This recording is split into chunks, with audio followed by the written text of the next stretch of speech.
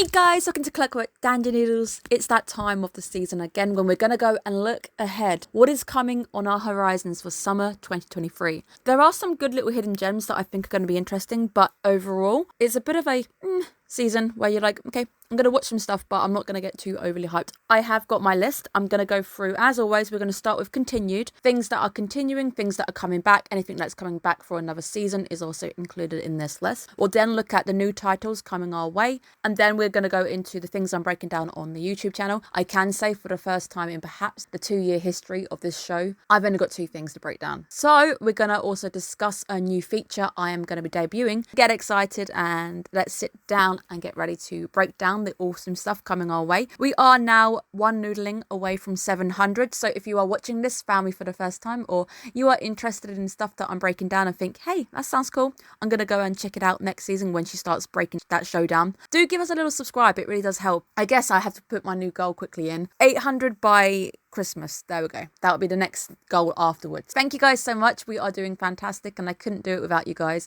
And I have so much fun. There's a lot of new shows coming out. There's a lot of stuff that I get to chat about. And I think this season in particular, you guys get to know me a bit better. Let's start at the top. We're going to go into continued. I have got dates for some of the shows, but as of this time of filming, some of the shows are lacking release dates at the moment, but they are coming out in July. That's all we really need to know. We're going to start with Jujutsu Kaisen Season 2. Let's get the big gun out the way. I love Jujutsu Kaisen. I saw the movie. It was fantastic. And the second season coming out is really, really hype. It's coming out July 6th on a Thursday. I'm not breaking it down on the channel simply because we're not a big enough channel to compete with every other big channel who will definitely break this show down. This show is hype. I'm very excited. I can't wait to see the next arc. I have, of course, seen Daddy Nanami and his young version being released on the artwork. Very excited to see what happens there. That is obviously on our list. That's probably going to be the heavy hitter of this season. Most likely going to be topping all of those top 10 anime per week anime lists. Next up, coming to the show, we have Horimiya. And this is The Missing Pieces. This is not a sequel. I repeat, this is not a sequel. It is apparently just missed stories and chapters that were not covered in the main airing of the show. It's coming out some point in July. Now, you guys know this is a bittersweet anime for me because I broke down season 1 and got 2 shadow bans in the same week. Thank you, Horimiya, for that. I am not breaking down season 2 because I don't need any more shadow bans. Bittersweet for me because I think it is a fantastic show. I just won't be breaking it down. I'll be enjoying it in my own time, nursing my wounds with this show in particular. Next up, we have The Devil is a Part-Timer, season 2, core number 2, coming in July at some point. It's back. I didn't really get on with the first core. I don't think I'm going to get on with the second core. I just didn't like the route, the direction that the show took. I still say that season 1 is just my favourite overall. I love season 1. I will let you guys know that the second core is airing in July. We have Rent a Girlfriend, season 3, Trash Bin returns. I don't understand why we keep making seasons. I'm watching it, but I hate it. It's like a suffering. It's like I torment myself every time a new season comes out. Because I watched the first one, this is bad. This is really bad. It's now just how does Becca torment herself on this day? And this one, I don't actually have a release date. Some point in July, this one continues. It's controversial things where you'll ask the anime community whether they like it or hate it. There's the half that absolutely loves it, think it's the best thing ever. And then there's the half that just say it is the worst thing since. Name something bad and put it in there. Because I haven't stopped watching it, I have to mention it. So it is back. It is my torture anime. Continuing from last season is Blue Orchestra. Really enjoying this one. Pretty decent. I'm liking the aspects it's covering. It's got a nice bit of music going on. The CGI does throw it a little bit. It is a very good show nonetheless. The writing is fantastic. This show reminds me of Your Lie in April because he is suffering with a parent who has traumatized him from music, and obviously he's returning to music. A very good one, and we'll definitely be watching it as it continues. Next up, we've got Sugar Apple Fairy Tale core number 2, another bittersweet one for me on the channel. I broke it down with you guys, had high hopes, it fell apart. You guys hated me for hating that, and yeah, it's a bittersweet one. I'm not breaking it down on the channel because I can't be bothered. I gave you guys the heads up. The second core is continuing in July.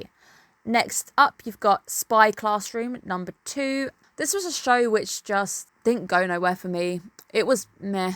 I watched it and I think I started to skip it a little bit, trying to fast forward, and that's normally a bad sign with me.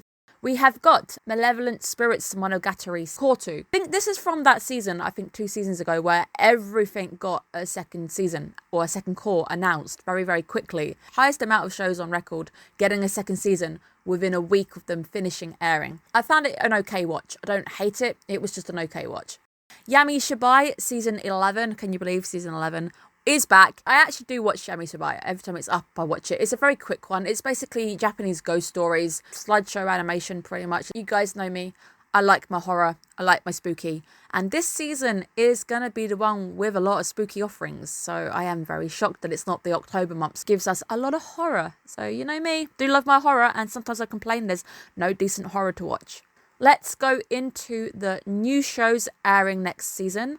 Number 1, we have The Girl I Like Forgot Her Glasses, airing some point in July. School relationship anime again, where the girl he likes forgot her glasses and she wears glasses. We have Shenanigans Unbound. I think we've got a lot of kind of animes like this.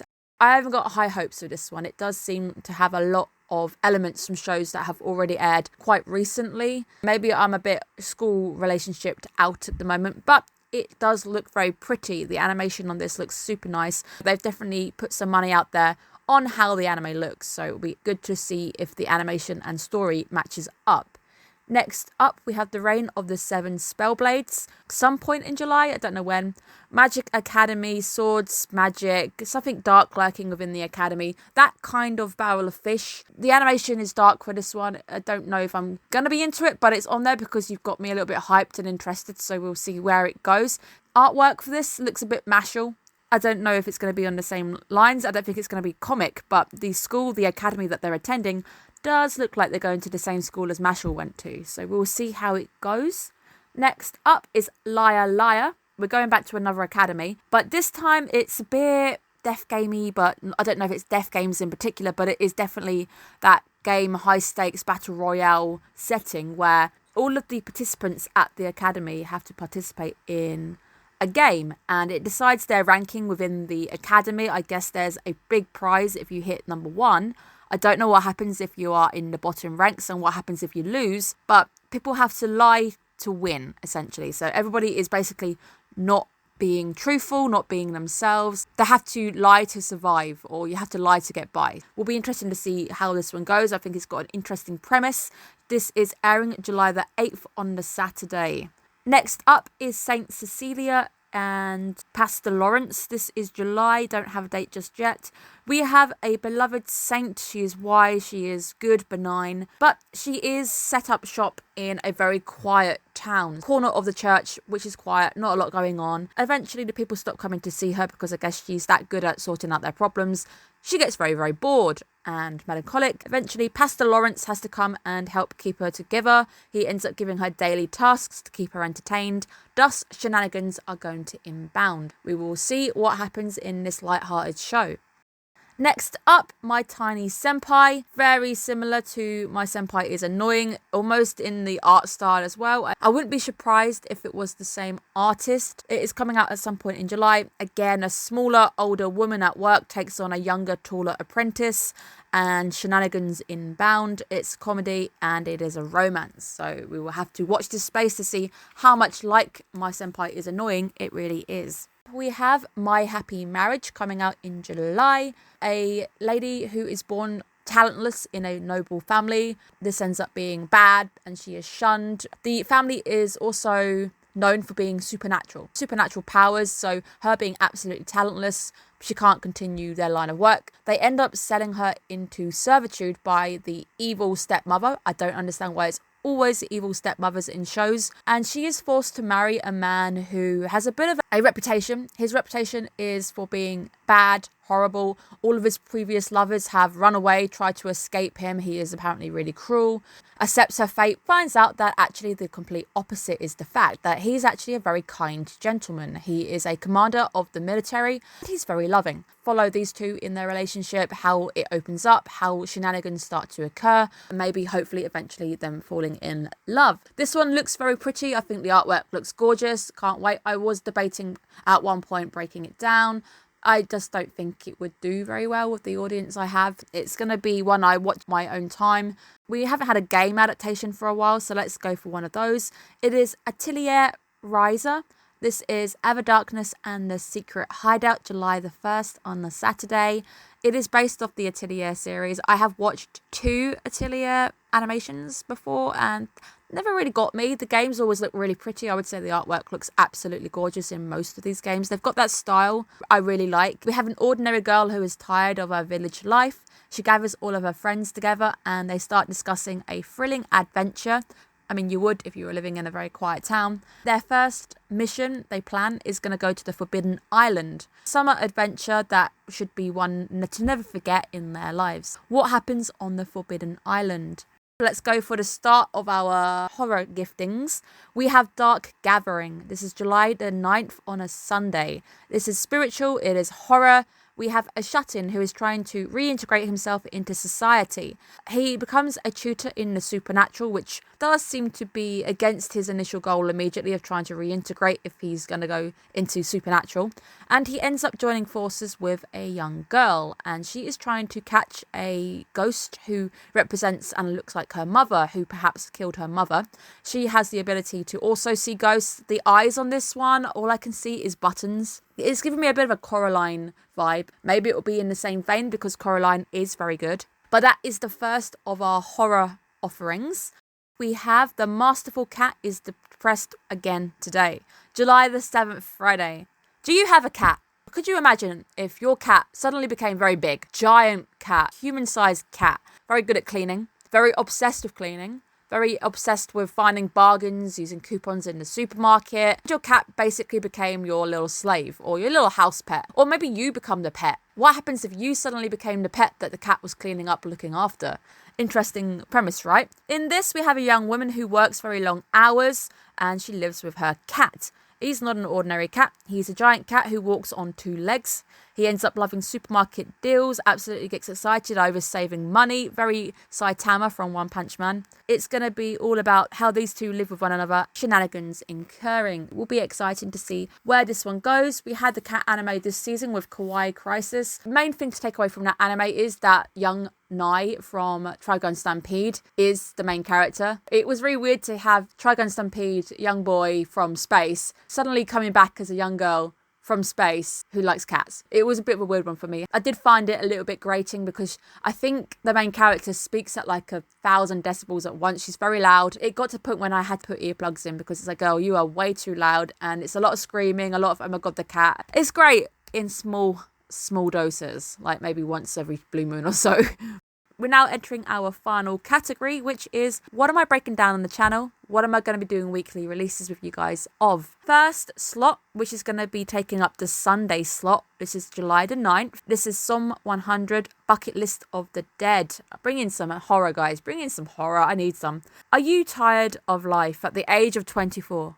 Well, I'm tired of life, but I'm not 24. You work a long job and your job sucks, life sucks, relationships suck, everything sucks. But one day you wake up and hear that the zombie apocalypse has suddenly occurred. And the first thing on your brain, instead of, oh my god, there's zombies, is, I don't have to go to work. I am so happy right now. This is the plot of this anime. We have a boy who just hates life. The zombie apocalypse occurs and he decides that he no longer has to go to work. So I've got a bucket list. I'm going to go through all of my bucket list and try and live life to my fullest before I become a mindless brain-eating zombie. The colour in this one looks absolutely amazing. It is a comedy as well, so we should get some laughs. I can't wait. There is also a nice link between the manga. So I have put some manga artwork up. Look at the colours, look at that paint splash, look at all of those very bright contrasting colours from a very dark setting of a show. And then look at some of the more show clips I've taken from the trailers. They've got that nice colour aspect going on, which I think is a very nice link because it's a dark setting. Everybody gets turned into zombies. The world is ending. But this boy's got such a bright outlook on the fact that I don't have to go to work anymore. Things are getting great, that the colour has to come in. So it's quite the contrasty show. I think this one's going to be very interesting and I cannot wait to break it down with you guys on the Sunday slots.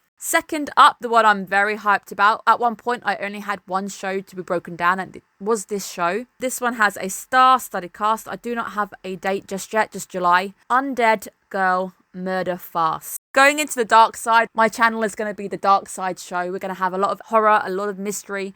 In this show in particular, we have mystery, vampires, Sherlock Holmes, Phantom of the Opera, Jack the Ripper. I can go on. So the premise, we have a disembodied head. She's still alive somehow. She's half demon. Got a maid, her master, who are detectives, traveling around Europe, trying to solve cases and trying to find the body of the girl whose head is now in a cage. The artwork looks fantastic. My boy Shigaraki coming back to be the Phantom of the Opera. I can't wait. I am really hype. I am a big Phantom of the Opera fan, guys. I cosplayed Red Death. I spent £2,000 on that costume. Came fourth when it came internationally in Europe in cosplay. I'm a big Phantom of the Opera fan. I'm a big Sherlock Holmes fan. You guys know me. I broke down Moriarty the Patriot on the channel. So if any of you guys are Moriarty the Patriot fans still lurking around in my corridors, thank you so much for lurking. I missed you guys. This could be the show to fill up a gap. It's got Sherlock Holmes vibes. I don't know if Sherlock is the main guy who's going around, but it makes sense if he is. It does sound very interesting and I'm very hyped to see this one. Tallying up in your fingers that I've only got 2 breakdowns. I try to do 3 max every single season. So we have a gap. Instead of just doing nothing, letting my numbers drop off even further and having no watch time, I am going to be bringing you guys a new feature. And in this feature, you guys are going to get a chance to know me. For the next 12 weeks of the next season,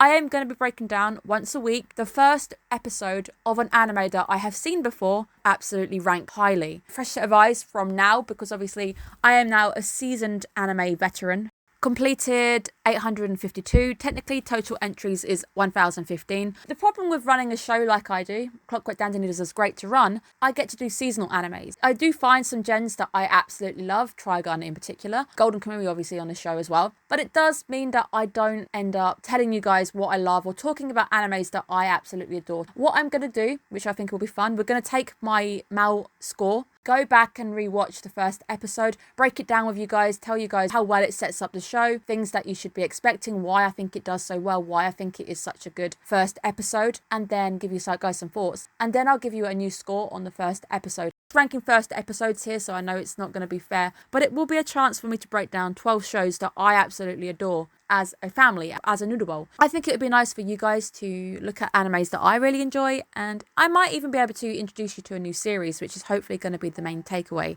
I don't know what my 12 anime are yet. I'm going to go through my list. I will line them up. So we could be delving back into the 90s here. Animation will be a little bit different. I've got a few already that I definitely want to talk about, in particular Steins Gate episode 1 with you guys. Steins Gate is one of those shows that is a 9 out of 10 for me. Always has been, probably still will be, even if I go back to it. Because it's an old anime, a lot of new people now getting in with those gateway animes like Demon Slayer, all those new animes. You're going to miss Steins Gate and how amazing Steins Gate is. So I'm going to break that down with you guys at some point on the channel. There's also been a new adaptation of an anime I love announced. That is Bartender. Bartender is coming back new. They're redoing it. I don't know why it needed redoing. Okay, fine, whatever. The original Bartender is anime I would like to break down. Hopefully there'll be something for everyone going on. Very excited to bring that feature to you guys. I always love to get some new titles in the show. You get to the point in the season where stories start to either do really well or you're starting to lose interest in some of the shows that you've been watching. It's about time for a refresh. And I think summer's going to give us that. There doesn't seem to be too much going on in particular, but small gems dotted in the release list. I think there is enough to be getting on with. You have to tell me, guys, what things are you in particularly looking forward to next season?